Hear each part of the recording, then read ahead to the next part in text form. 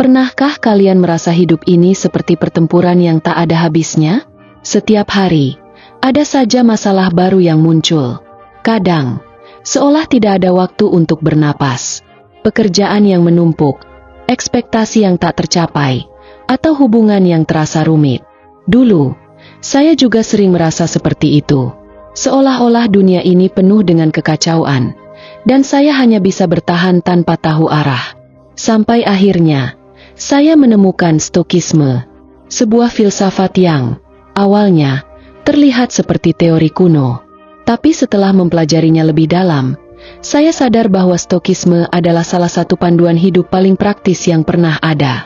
Hari ini, saya ingin bercerita tentang bagaimana Stokisme, sebuah filsafat berusia lebih dari 2000 tahun, masih sangat relevan untuk menghadapi masalah kita di masa kini. Filsafat ini mengajarkan pola pikir yang bisa membantu kita menghadapi segala hal, mulai dari kegagalan, kehilangan, hingga ketakutan terbesar kita. Bagian 1, awal mula Stokisme. Cerita ini dimulai di Yunani kuno, sekitar abad ketiga sebelum Masehi. Ada seorang pria bernama Zeno dari Citium, seorang pedagang yang sangat sukses.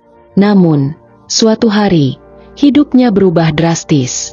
Kapal dagangnya tenggelam di laut, dan seluruh kekayaannya hilang. Bayangkan sejenak, berada di posisi Zeno. Dalam satu malam, semua yang telah ia bangun hancur begitu saja. Tapi, alih-alih menyerah, Zeno memilih untuk belajar. Ia pergi ke Athena, membaca karya-karya filsafat, dan akhirnya menciptakan Stokisme, sebuah filsafat yang berfokus pada bagaimana manusia bisa hidup dengan tenang dan bijaksana, bahkan di tengah badai kehidupan. Stokisme menjadi begitu terkenal karena ajarannya sangat praktis. Prinsip-prinsip yang diajarkan Zeno kemudian diteruskan oleh para filsuf besar seperti Seneca, Epictetus, dan Marcus Aurelius. Bagian 2, prinsip dasar. Kendali diri. Hal pertama yang diajarkan Stokisme adalah soal kendali. Bayangkan kalian sedang berjalan di tengah hujan. Hujan itu sendiri adalah hal yang tidak bisa kalian kendalikan. Tapi, apakah kalian akan mengeluh? Atau justru menikmati sensasi dinginnya? Itulah inti dari Stokisme. Kita tidak bisa mengendalikan apa yang terjadi, tetapi kita bisa mengendalikan bagaimana kita meresponsnya. Epictetus, salah satu filsuf Stoik, pernah berkata, hal-hal yang berada dalam kendali kita adalah opini, pilihan, hasrat, dan keinginan kita. Hal-hal di luar kendali kita adalah tubuh, harta benda, reputasi, dan bahkan kematian. Ketika kita hanya fokus pada apa yang bisa kita kendalikan, kita menemukan kebebasan. Filosofi ini dikenal sebagai dikotomi kendali.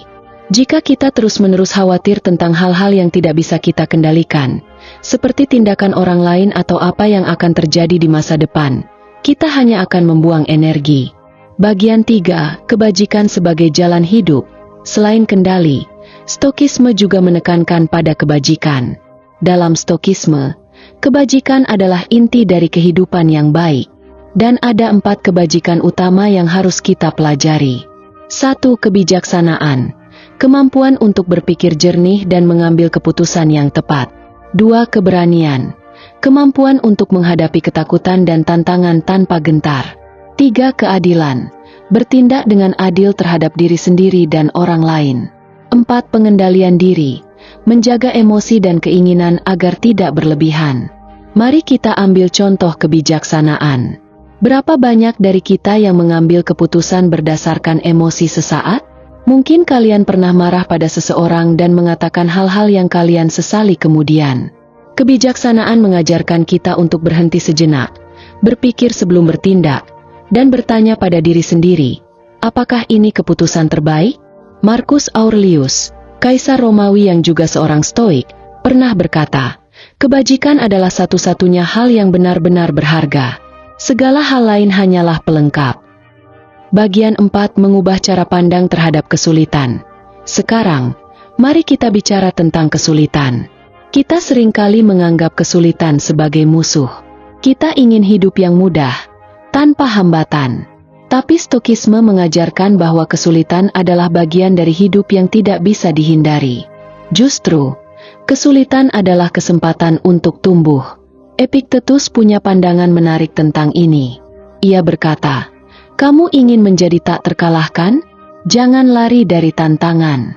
Hadapi mereka, dan gunakan itu untuk menguji kekuatanmu." Bayangkan kalian sedang berlatih angkat beban di gym. Beban yang berat membuat otot kalian terasa sakit. Tapi itulah yang membuat kalian semakin kuat. Hal yang sama berlaku untuk kesulitan dalam hidup. Saya pernah membaca kisah tentang seorang wanita yang kehilangan pekerjaan karena pandemi.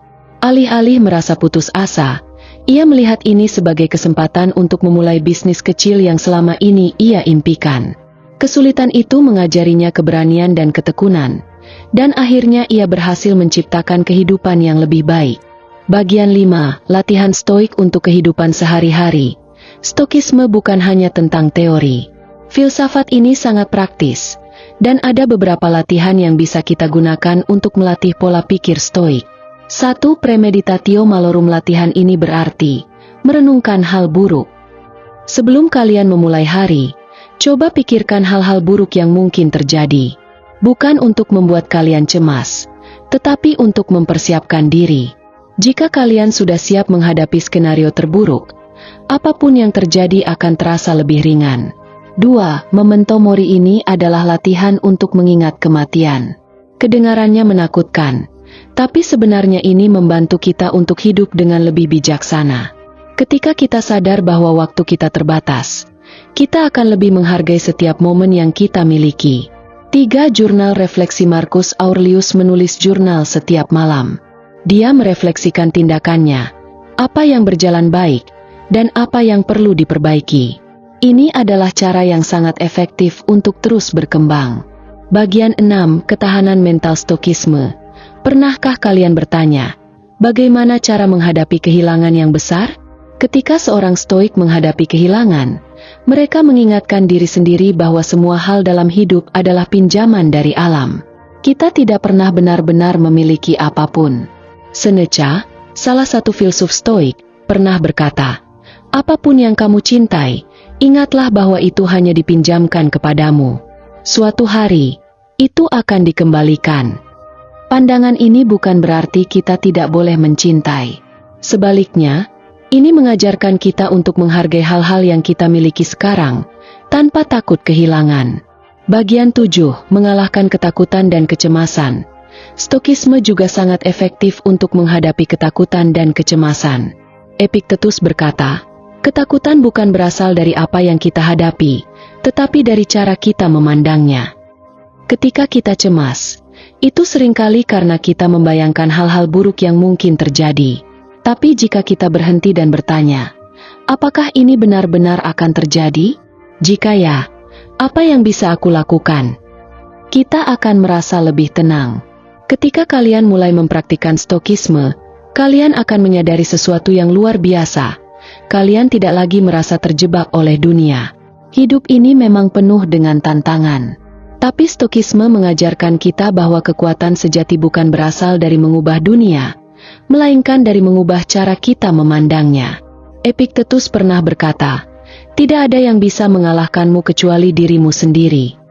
Jadi, apakah kalian siap menghadapi hidup dengan pola pikir yang tak terkalahkan? Mari kita mulai perjalanan ini bersama-sama.